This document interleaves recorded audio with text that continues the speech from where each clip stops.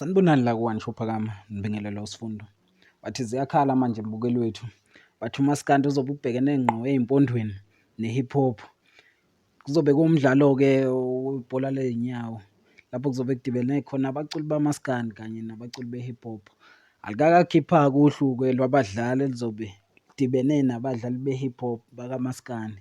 Sesiyathemba nje mbukeli wethu ukuthi bazovezwa bona abazobe bedlala khona la kumaskandi nangapha kwi-hip hop. Athemba-ke akhona-ke vele amaqhawe-ke ngapha kumaskandi.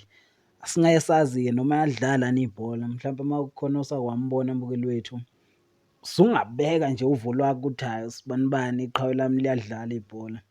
Lo mdlalo kuzobe uLwesibili oluzayo mbukeli wethu, lapho khona-ke izobe ibhekene kahle-ke, lapho kuzobe kweka-Khuzani neka-Big Zulu ngapha kwi-hip hop.